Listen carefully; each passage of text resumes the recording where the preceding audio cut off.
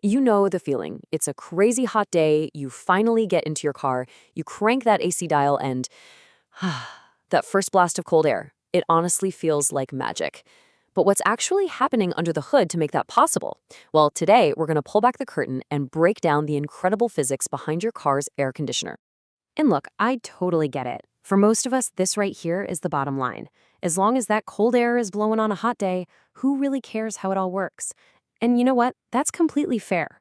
But I promise you, the science behind it is way more fascinating than you might think. I mean, that's the real puzzle, isn't it? The whole system is literally bolted to a hot running engine, and yet somehow it pumps out ice cold air just for you. It seems like it shouldn't work, but it all comes down to one very special substance and a really clever continuous cycle. And that brings us to the absolute star of the show, the refrigerant. The entire air conditioning process, everything we're about to talk about, is only possible because of the truly unique properties of this chemical. So here's the one thing you have to remember. We all know water boils at 212 degrees Fahrenheit, right?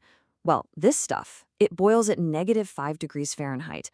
That one single property, its ability to turn into a gas at ridiculously cold temperatures, is the entire secret to creating cold air.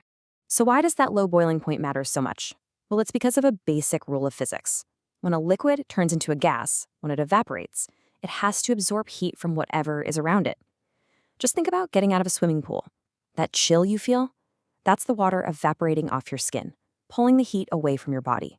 Your car's AC is doing the exact same thing, just in a closed loop inside your dashboard. So to make this happen over and over again, the refrigerant goes on this nonstop journey through 5 key parts of the system. We're going to follow it step by step to see exactly how it grabs the heat from inside your car and just dumps it outside. All right, here's our roadmap. It's pretty simple. We're going to follow the refrigerant as it goes through the compressor, then the condenser, the receiver/dryer, the expansion valve, and finally, the evaporator.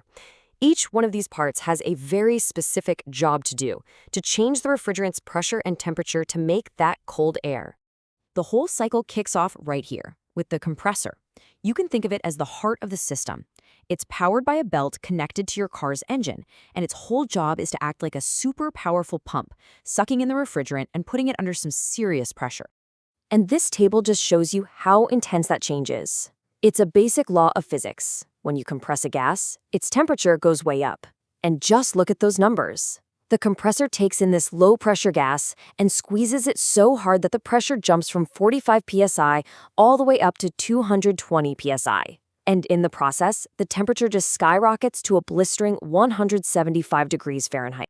Okay, so what do you do with a super hot, high-pressure gas? You've got to cool it down. So next, it flows to the condenser, which sits right at the very front of your car, usually just in front of a radiator. And honestly, it looks like a radiator, because it basically does the same thing. It gets rid of heat. As you drive, air from outside rushes over the condenser's little fins, and it cools that super hot refrigerant gas down to about 120 degrees. Now, that cooling is just enough to force the refrigerant to change its state. It condenses from a hot gas back into a hot, high-pressure liquid. And all that heat it was carrying, it gets released into the air outside your car. So from the condenser, this hot liquid refrigerant flows into the receiver/dryer. Think of this part as the system's guardian, or its bodyguard. It has 2 really simple but totally vital jobs. First, it filters out any little bits of debris. And second, and this is the important one, it has this material inside called a desiccant that absorbs any moisture, because water is the absolute #1 enemy of an AC system. All right, now we get to the moment where the real magic starts to happen. This clean, dry, high-pressure liquid gets to the expansion valve. The best way to think about this is like a tiny, tiny nozzle. The system forces all of that liquid through this little pinhole, which causes its pressure to drop. And I mean drop dramatically and instantly, from that high 220 psi all the way back down to 45. This massive pressure drop is what sets the stage for the big chill. So that sudden pressure drop gets the refrigerant ready for the grand finale, which all happens inside the evaporator. Now, this component is the only one that's actually located inside your car's passenger cabin. It's tucked away deep inside your dashboard, and this is where the cold air is finally created. And here it is, The payoff. That low-pressure liquid enters the evaporator, and because its boiling point is so low, it instantly starts to boil and turn back into a gas. And remember what happens when a liquid evaporates? It sucks up a ton of heat from its surroundings. So it pulls all the heat out of the evaporator's metal fins, making them ice cold. Your car's fan then blows air from the cabin across these freezing fins, and that is the Arctic blast you feel coming out of your vents. The refrigerant, now a low-pressure gas again, heads back to the compressor to start the whole amazing journey all over again. So now that we understand this whole delicate dance of pressure and temperature, it's a lot easier to see why keeping the system healthy is so important. The whole thing depends on being a perfectly sealed loop. You know, the most common reason an AC stops working is simply a refrigerant leak. If the refrigerant leaks out, the system just can't build pressure.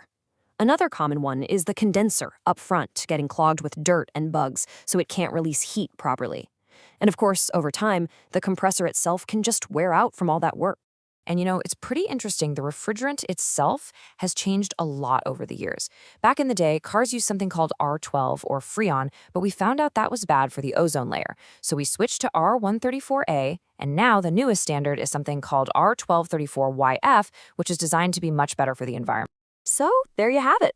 From a hot, high-pressure gas to a cool, low-pressure liquid and back again, all in a perfect continuous loop. It's just a brilliant piece of engineering using basic physics to turn heat into cold. So the next time you get in your car on a hot day and you feel that cool breeze, maybe you'll have a new appreciation for the incredible dance of physics happening right under your hood.